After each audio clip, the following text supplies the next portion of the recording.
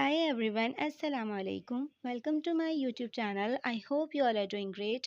आज की इस वीडियो में मैं आपको 7 ऐसे फूड प्रोडक्ट्स बताऊंगी, 7 ऐसे फूड कैटेगरीज बताऊंगी जिसको अवॉइड करना चाहिए ड्यूरिंग हाइपोथायरॉयडिज्म। यानी कि वो पेशेंट जिनको थायराइड हो चुका है, उनको ऐसे कौन से 7 फूड्स हैं जिससे अवॉइड करना चाहिए। वीडियो स्टार्ट करने से पहले एक छोटा सा रिमाइंडर दे दूं कि अगर आपने मेरे चैनल को सब्सक्राइब नहीं किया है तो सब्सक्राइब कर लें और बेल आइकन को क्लिक कर दें ताकि फ्यूचर में जो भी मैं आप लोगों के लिए इन्फॉर्मेटिव वीडियो लेकर आऊँ वो आप तक पहुँच सके। So without delay let's get started. हमारी नेक की बेस पर एक बटरफ्लाई की तरह छोटा सा ग्लैंड होता है। ये ग्लैंड दो किस्म के हार्मोन को प्रोड्यूस करवाता है। एक है T3 hormone and T4 hormone. T3 hormone है ट्राई आयोडोथायरोनाइन और T4 हार्मोन है थायरोक्सिन। ये दो किस्म के हार्मोन प्रोड्यूस करवाता है जो हमारे सपोर्ट करते हैं फैट और कार्बोहाइड्रेट वाली जो हम प्रोडक्ट खाते हैं उसको मेटाबोलाइज करने में, उसकी मेटाबॉलिक एक्टिविटी में हेल्प करते हैं ये हार्मोन। लेकिन अगर ये हार्मोन प्रॉपर तरीके से खारिज ना हो, प्रोड्यूस ना हो उस ग्लैंड में से, तो हमारे बॉडी में हाइपोथायरॉयडिज्म कॉज हो जाता है, जिसको हम कहते हैं थायराइड पेशेंट। थायराइड पेशेंट वालों का जो गला होता है यानी जो नेक एरिया होता है वो सॉइल हो जाता है। जब वो सॉइल होता है इट मीन्स दैट उनको हाइपोथायरॉयडिज्म कॉज हो गया है, क्योंकि उनके अंदर उनका जो ग्लैंड है, थायराइड ग्लैंड, वो T3 and T4 hormone proper तरीके से प्रोड्यूस नहीं कर रहा, जिसकी वजह से उनका गला जो है वो फूल गया है, सॉइल हो गया है। जिन पेशेंट को थायराइड होता है यानी कि हाइपरथायरॉयडिज्म कॉज हो गया है, उनके अंदर बहुत सारे सिम्टम्स अपीयर स्टार्ट हो जाते हैं, जैसे कि फैटीग यानी कि जिस्म का बहुत ज़्यादा थक जाना, मसल्स पेन होना, हेयर लॉस होना और कॉन्स्टिपेशन रहना, अनएक्सपेक्टेड वेट गेन यानी कि बहुत ज़्यादा वेट गेन हो जाना, इची और ड्राई स्किन होना और जो पुअर कंसंट्रेशन होती है यानी कि दिमाग का जो है वो सही तरीके से काम ना करना। इसके अलावा डिप्रेशन का बहुत ज़्यादा होना, हैवी और इर्रेगुलर पीरियड का होना, ये तमाम सिम्टम्स अपीयर होते हैं जिस पेशेंट को हाइपोथायरॉयडिज्म होता है। 1928 में कुछ साइंटिस्ट ने एक ऐसा कंपाउंड डिस्कवर किया डिफरेंट फूड्स में से, जो थायराइड ग्लैंड के लेवल को यानी कि थायराइड ग्लैंड का जो फंक्शन है उसको सही से परफॉर्म करने में हेल्प नहीं कर रहा था। उस कंपाउंड का नाम है गाइट्रोजिन। यानी गाइट्रोजिन नाम का एक कंपाउंड डिस्कवर किया साइंटिस्ट ने कुछ फूड्स में से, जो कि हमारे थायराइड ग्लैंड को डिस्टर्ब कर रहा था। यानी थायराइड ग्लैंड T3 और T4 हार्मोन्स सही से प्रोड्यूस नहीं कर पा रहा था अगर हम वो फूड्स खाएंगे। तो वो जो गाइट्रोजन कंपाउंड है, ऐसे फूड्स जिसमें गाइट्रोजन होते हैं उससे अवॉइड करना चाहिए, ताकि हमारा जो ग्लैंड है वो प्रॉपर तरीके से वर्क कर सके। अब मैं 7 ऐसे फूड्स आइटम बताऊंगी जो कि गाइट्रोजेनिक आइटम होते हैं, यानी कि जिनके अंदर गाइट्रोजन कंपाउंड होता है, जो कि हमारे थायराइड ग्लैंड को डिस्टर्ब करते हैं।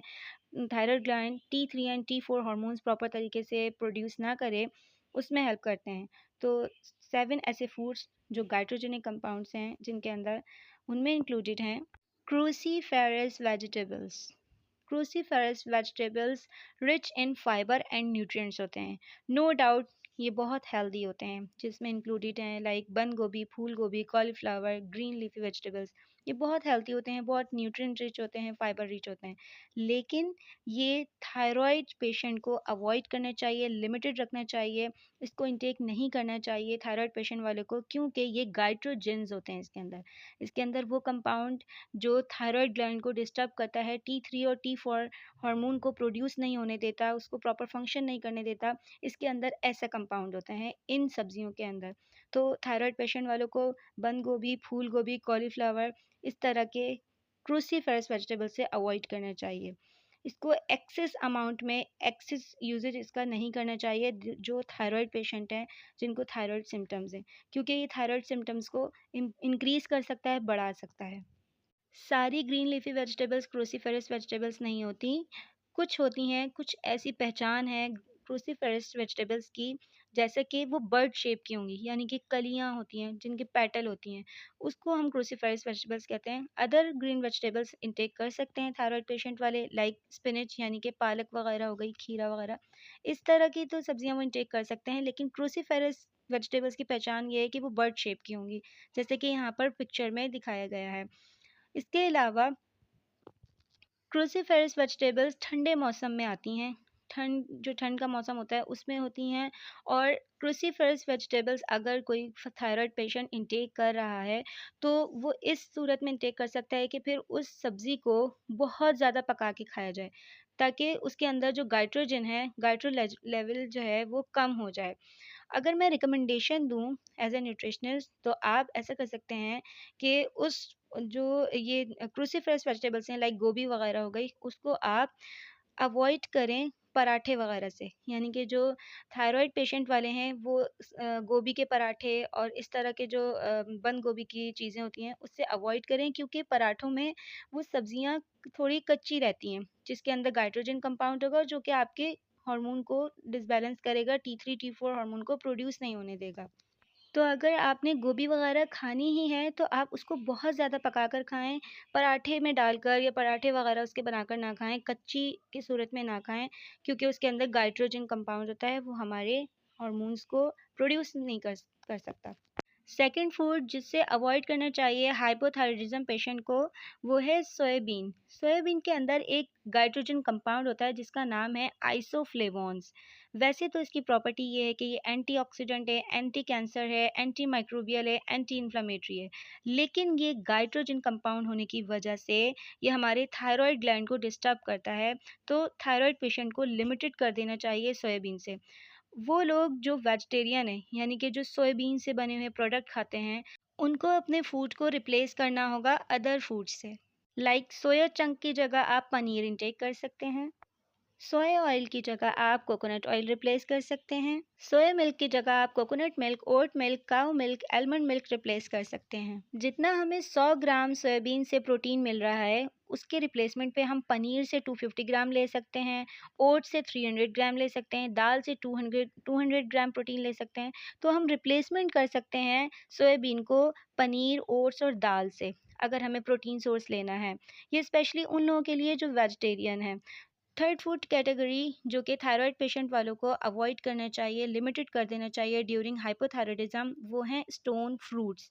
स्टोन फ्रूट्स ऐसे फ्रूट्स होते हैं जिनमें बड़ा सा सीड होता है, जिनको कट करने से बीच में से बड़ा सा सीड निकलता है।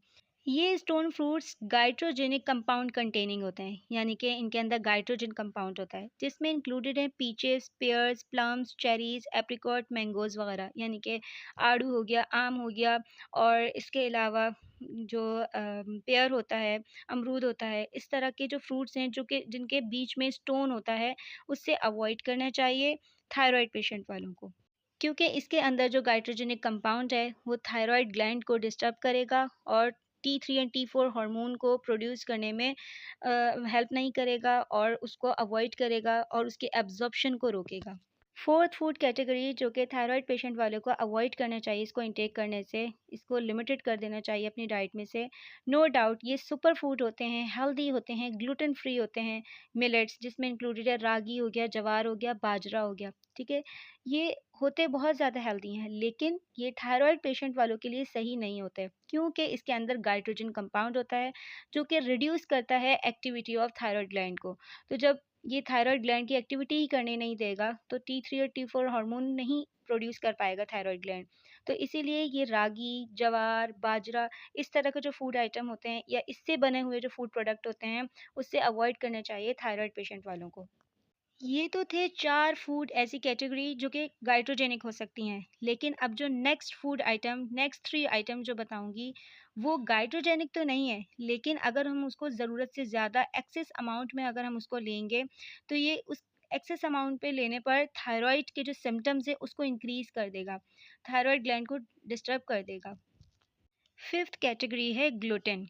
एक्सेस ग्लूटेन लेने से, अगर हम एक्सेस अमाउंट के ग्लूटेन इंटेक कर रहे हैं अपनी डाइट में, थायराइड पेशेंट वाले, तो उनका जो थायराइड ग्लैंड है वो प्रॉपर फंक्शन नहीं करेगा, क्योंकि एक्सेस ग्लूटेन जो होता है या ग्लूटेन से बने हुए जो प्रोडक्ट होते हैं वो थायराइड ग्लैंड को प्रॉपर फंक्शन नहीं करने देते और उसके सिम्टम्स इंक्रीज होना स्टार्ट हो जाते हैं और ज़्यादा से ज़्यादा चांसेस होते हैं थायराइड के बढ़ने के। थायराइड पेशेंट वालों को ग्लूटेन रिच ग्रेन से अवॉइड करना होगा, जैसे कि वीट हो गया, उसकी जगह पे आप रिप्लेस कर सकते हैं होल व्हीट ग्रेन वाली चीज़ें। 2 तरह के व्हीट होते हैं, एक मार्केट में होते हैं प्रोसेस्ड व्हीट, जिसमें हस्क यानी जो छिलका होता है, भूसा होता है, उसको रिमूव कर दिया जाता है, जिसको हम व्हाइट फ्लावर भी कहते हैं। एक होता है होल व्हीट ग्रेन, जिसमें हस्क भी डाला जाता है, छिलका भी डाला जाता है, जिसमें फाइबर होता है। उसकी रोटी डार्क कलर की होती है, लेकिन वो हेल्दी होती है। तो आप होल व्हीट ग्रेन इंटेक कर सकते हैं, उसको ले सकते हैं, बजाय इसके कि आप ग्लूटेन रिच ग्रेन लें। ग्लूटेन रिच डिफरेंट ब्रेड्स होती हैं, डिफरेंट पास्ताज होते हैं, सीरियल्स होते हैं, और डिफरेंट रोटी वगैरह होती हैं, तो मैक्रोनी वगैरह हो गई। तो आपने जो थायराइड पेशेंट वाले हैं, इसको बिल्कुल कट डाउन कर देना है अपनी डाइट में से। यहाँ पर 2 तरह के फ्लावर हैं, यानी 2 तरह के आटे हैं, जैसे कि ये व्हाइट फ्लावर जो है वो ग्लूटेन रिच है, तो इससे अवॉइड करना है, और ये है होल व्हीट। ये भी इसमें भी ग्लूटेन हो सकता है, लेकिन जो होल व्हीट ग्रेन जो होते हैं, जिसमें हस्क भी होता है, आपने वो लेना है। जिसका जो थोड़ा काला-सा होता है, थोड़ा ब्राउन ब्राउन सा आटा होता है, आपने उसकी रोटी इनटेक करनी है। 6 कैटेगरी है कैफ़ीन। कैफ़ीन डायरेक्ट रिलेशन नहीं होता इसका थायरॉइड ग्लैंड के फंक्शन से, लेकिन ये क्या करता है, जो हमारा थायरॉइड ग्लैंड है, वो T4 हार्मोन जो प्रोड्यूस करता है, उसकी एब्ज़ॉर्प्शन को रिस्ट्रिक्ट करता है। यानी कि अगर हम कैफ़ीन इंटेक कर रहे हैं, अगर थायरॉइड पेशेंट वाले बहुत ज़्यादा कैफ़ीन इंटेक कर रहे हैं, कैफ़ीनेटेड प्रोडक्ट्स इंटेक कर रहे हैं, तो वो T4 हार्मोन को उसकी एब्ज़ॉर्प्शन में रिस्ट्रिक्शन लगाएगा, एब्ज़ॉर्ब नहीं होने देगा। और इस तरह T4 की एब्ज़ॉर्प्शन की जो प्रोसेस है, उसको स्लो डाउन कर देगा कैफ़ीन। तो इसीलिए अवॉइड करना चाहिए कॉफ़ी से, और स्पेशली जो टी होती है यानी चाय वग़ैरह, उससे अवॉइड करना चाहिए। स्पेशली जो एम्प्टी स्टमक होता है, वो लोग जो थायरॉइड पेशेंट वाले होते हैं, उनको खाली पेट तो बिल्कुल नहीं इंटेक करना चाहिए कॉफ़ी या फिर चाय वग़ैरह। थायरॉइड पेशेंट वालों को चाय और कॉफ़ी के रिप्लेसमेंट पर ग्रीन टी या हर्बल टी इंटेक करनी चाहिए, यानी कि कैफ़ीन और चाय को कट डाउन कर दें अपनी डाइट से, उसकी जगह पे आप ग्रीन टी ले सकते हैं, हर्बल टी ले सकते हैं। अगर आप 1 कप कॉफ़ी लेते हैं, तो उससे आपको 95 mg कैफ़ीन मिलेगा, और अगर आप 1 कप टी लेते हैं, तो उससे आपको 45 mg कैफ़ीन मिलेगा। तो 2 कप टी यानी कि 2 cup chai is equal to 1 cup coffee. तो यानी आपके अंदर कैफ़ीन 95 mg जा रहा है, अगर आप 2 कप चाय पीते हैं। और अगर आप 1 कप कॉफ़ी पी रहे हैं, तो वैसे ही आपके अंदर 95 mg कैफ़ीन जा रहा है, जो कि थायरॉइड ग्लैंड के फंक्शन के लिए बहुत हार्मफुल है। उसको सही से प्रोड्यूस नहीं करने देगा, उसकी एब्ज़ॉर्प्शन करने नहीं देगा T3 एंड T4 हार्मोन की।